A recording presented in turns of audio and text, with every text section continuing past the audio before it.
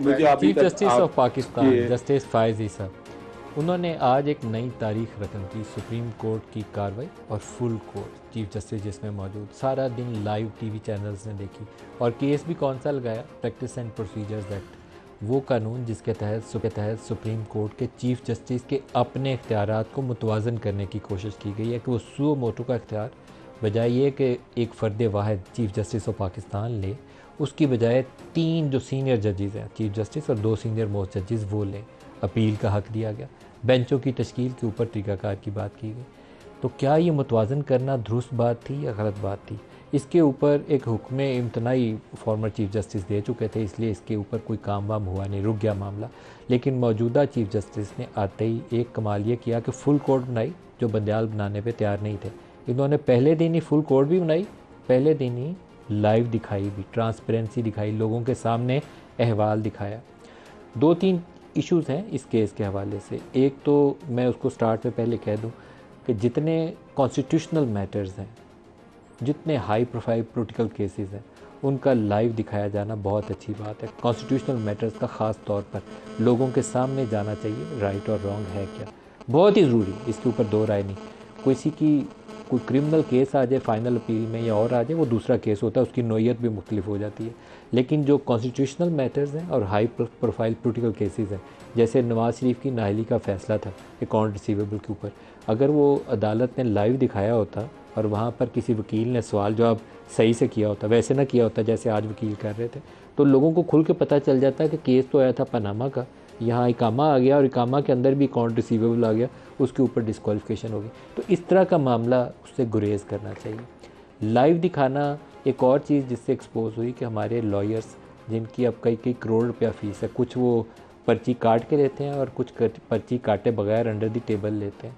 उनमें से मैं सबका नाम नहीं लूँगा, लेकिन आज आर्गूमेंट्स चल रहे थे तो लगता था कि जजेस जब कोई सवाल पूछते हैं तो उनकी ज़ुबान लड़खड़ा जाती है, आगे से जवाब दे नहीं पाते, तो उनकी कमज़ोरी उसमें से झलक रही थी, उससे भी गुरेज करना ज़रूरी है। बाज़ मामलात लाइव नहीं दिखाए जा सकेंगे, कंट्रोवर्शियल केस है, कोई ऐसा मामला है जहाँ विटनेसेस के इश्यूज़ हैं या किसी की पर्सनल कोई प्राइवेसी का इशू आ जाता है, तो वो आप लाइव नहीं दिखा सकते। लेकिन बाकी केसेस के ऊपर लाइव जाना बहुत ही एक खुशाइन तब्दीली है जो मुझे बहुत अच्छी लगी। अदालत के अपने ऊपर भी चेक आएगा। बाज़ हमारे चीफ जस्टिस थे या जजेस थे, एक सुप्रीम कोर्ट का बेंच था जिसने जनरल परवेज़ मुशर्रफ को 3 साल आइन में तरमीम करने का इख्तियार दे दिया था। इफ्तिखार चौधरी साहब उस बेंच का हिस्सा थे, उस वक्त चीफ जस्टिस नहीं थे बने। तो दुनिया का कोई आइन ऐसा नहीं है जो एक मिलिट्री डिक्टेटर को ये इख्तियार देता हो, लेकिन हमारी सुप्रीम कोर्ट ने मोहर लगा के उसको इख्तियार दे दिया था। आसिफ खोसा साहब बड़े तुम तराक के साथ डंडा लेकर खड़े थे कि बताइए कि आइन की कौन सी शिक के तहत आर्मी चीफ को 3 साल की एक्सटेंशन दी है। 3 सवालात उठाए थे, अगले दिन चुप चुपीते जब एक्ट अमेंड हुआ, रातों रात को मीटिंग हुई थी, चुप से चले गए।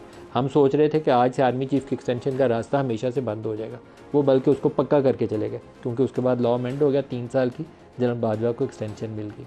63A का फ़ैसला इंतहाई कंट्रोवर्शियल और नामुनासिब फ़ैसला, आइन से मावरा फ़ैसला इसी सुप्रीम कोर्ट से हुआ। ये चीज़ें अगर लोगों के सामने लाइव गई होती हैं और सवाल जवाब होया होता तो इसकी गुंजाइश ना होती, लेकिन इस कोर्ट से वो गुंजाइश निकली। कितनी देर फायज़ ईसा साहब अपने पाँव पे खड़े रहेंगे ये मालूम नहीं है मुझे, क्योंकि 2 फैसले ऐसे थे, एक कोयटा ब्लास्ट की इंक्वायरी रिपोर्ट इन्होंने की थी और एक फैज़ाबाद धरने का फ़ैसला इनका जो इनके लिए मुश्किल का सबब बना था, उसमें जनरल फैज़ का नाम आ गया था। जस्टिस फायज़ ने वो रिपोर्ट लिखी और जनरल फैज़ का उसमें नाम आ गया। उसके बाद इनकी फैमिली के अकाउंट्स को ले और इनकी अहलिया और इनकी साथ जो कुछ करने की कोशिश की गई वो पूरी कौम के सामने, वही उनकी अहलिया जब योथ ले रहे थे तो इनके साथ खड़ी थी, वो भी अनप्रेसिडेंटेड था। लेकिन कुछ लोगों को शायद एहसास दिलाने के लिए और अल्लाह की अज़मत का बताने के लिए कि इज़्ज़त देने वाला भी वही है और ज़िल्लत देने वाला भी वही है, कुछ लोगों के लिए सबक आमोज़ था, लेकिन हम सबक सीखने वाले हैं नहीं हैं। अगर सबक सीख लेते तो आधा पाकिस्तान गवा के शायद आज सीधी राह पर आ गए होते। चीफ जस्टिस साहब ने कुछ ऑब्जर्वेशन दी जो हमने आपके दिखाने के लिए कुछ उसमें से 1-2 क्लिप्स रखे हैं, वो दिखाऊंगा, फिर अपने पैनल की तरफ आते हैं। दिखाइएगा जी, फायज़ ईसा साहब ने क्या कहा। देखिए, हम नहीं हो गया ना, अन्ना बहुत बड़ी बन गई है और तकब्बुर, हमसे गलतियां हुई हैं, मुझसे गलतियां हुई, मान लें गलतियां हुई हैं, ठीक है। हमने ऐसी ऐसी चीजें की हैं, हमने जस्टिफाई किए मिलिट्री टेक ओवर्स को, मान ले गलती की है, ठीक है। अदरवाइज आइन की कोई हैसियत नहीं है। अगर जजमेंट लॉ हम उसको रख लेंगे अपने ऊपर तो वो तो फिर आइन तो गया। फिर वो तो सारे जजेस थे, उन्होंने सबने एंडोर्स कर दिया। मैं नहीं मानूंगा इसको क्योंकि मैंने हल्फ नहीं उठाया है। The minute I say that, please file a reference against me that I'm violating my oath of office if I say even this, कि I will endorse these subsequent acts. तो मुल्क का भी तो सोचना चाहिए। हमें अपनी सिर्फ अपनी अना और आपको अना और इन ख्वाजा साहब मुझे नहीं पता उनको क्या मसला हो रहा है, उनको हमारा फिक्र पड़ी। हम स्यूमोटो हर जगह करते हैं, हमने यहाँ क्यों नहीं स्यूमोटो किया? चीफ जस्टिस साहब ने कार के प्रोजेक्ट का रेकॉर्डिंग का जिक्र किया। पाकिस्तान के ऊपर $16.5 अरब के इंटरनेशनल अवार्ड्स हैं। इसी सुप्रीम कोर्ट से उसका आगाज़ हुआ था। रेकॉर्डिंग जिससे हम अब तक $5-10 अरब हमें अर्न करना चाहिए था, एक्सपोर्ट अर्निंग्स होनी चाहिए थी, उसकी बजाय हमने हाथ जोड़ के उस कंपनी से एग्रीमेंट किया। इस्टेब्लिशमेंट ने उसमें बड़ी मदद की। हालांकि उस केस को जब चीफ जस्टिस हमारे उस वक्त के बड़े ज़ौक़ व शौक़ के साथ उस डील को स्ट्राइक डाउन कर रहे थे, उसके मतलब भी यह था कि उसके पीछे भी इस्टेब्लिशमेंट है। कराची स्टील मिल्स, उसकी प्राइवेटाइजेशन रोकने का मामला, हम 400-500 रुपया उसके अंदर झोंक चुके हैं तब से। ये वो मामला थे जिसमें सुप्रीम कोर्ट को जाना ही नहीं चाहिए था, करीब भी नहीं था पटकना चाहिए। इकनॉमिक डिसीजन मेकिंग एग्जेक्टिव की डोमेन थी। हमारी सुप्रीम कोर्ट गई और पाकिस्तान को शदीद मुश्किलात से दुचार किया। फ़ाइज़ ईसा साहब का एक और स्टेटमेंट भी आपको सुनाता हूँ, फिर सवाल जवाब की तरफ आते हैं। दिखाइएगा। मैंने ये हल्फ नहीं उठाया कि मैं judgements of the supreme court का पाबंद हूं। मैंने हल्फ उठाया मैं आइन और कानून के ताबे हूं। प्लीज, मैं अपने हल्फ की वायलेशन नहीं करूंगा कि जी जजमेंट्स को, आइन को तो छोड़ दीजिए, आइन तो हम पढ़ेंगे नहीं, जजमेंट पढ़ेंगे बैठकर। इस मुल्क में कई बार मार्शल लॉ भी लगे हैं, मैं उन जजमेंट्स के ताबे नहीं हूं। 57,000 केसेस एक्यूमुलेट हो गए हैं। तो अगर एक बेहतरी पार्लियामेंट समझती है, एक बेहतरी लाई है, आप फोकस ही नहीं कर रहे हैं इन्फोर्समेंट ऑफ फंडामेंटल राइट पे।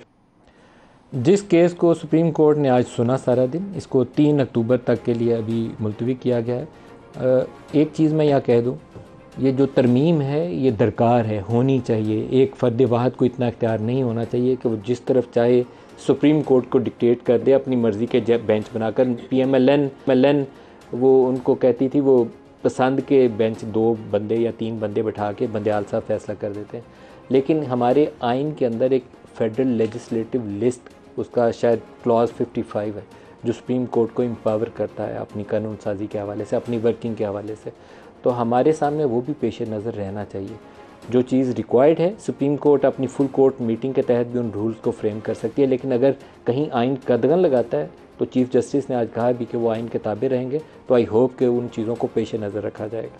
जो हमारे साथ आज मेहमान शख्सियात हैं, कानून शाह खावर साहब हमारे साथ हैं, पाकिस्तान मुस्लिम लीग नवाज़ के सीनियर रहनुमा डॉक्टर तारिक फजल चौधरी साहब हमारे साथ हैं, और हाशिम डोगर साहब IPP के रहनुमा हमारे साथ हैं। सबको खुशामदीद कहता हूँ।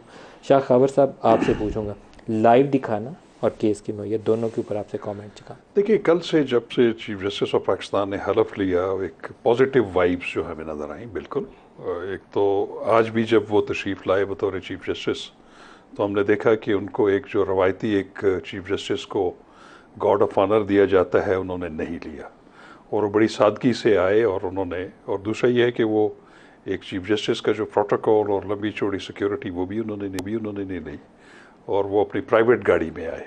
ये भी एक, मैं समझता हूँ, बहुत पॉजिटिव वाइब है। और दूसरा ये है कि आज जो उन्होंने, मतलब जो पहला काम उन्होंने ये किया कि एक मोस्ट कंट्रोवर्शियल जो जो केस चल रहा था, supreme court practice and procedure, जिसको मारज़ वजूद में आने से पहले ही एक 8 रुकनी बेंच ने उसको ऑपरेशन मुअत्तल कर दिया था, उसको लगाना और वो भी फिर फुल कोर्ट तश्कील देना। क्योंकि इस वक्त चीफ जस्टिस अभी माजूल हो चुके हैं, एक सीट ऑलरेडी खाली थी।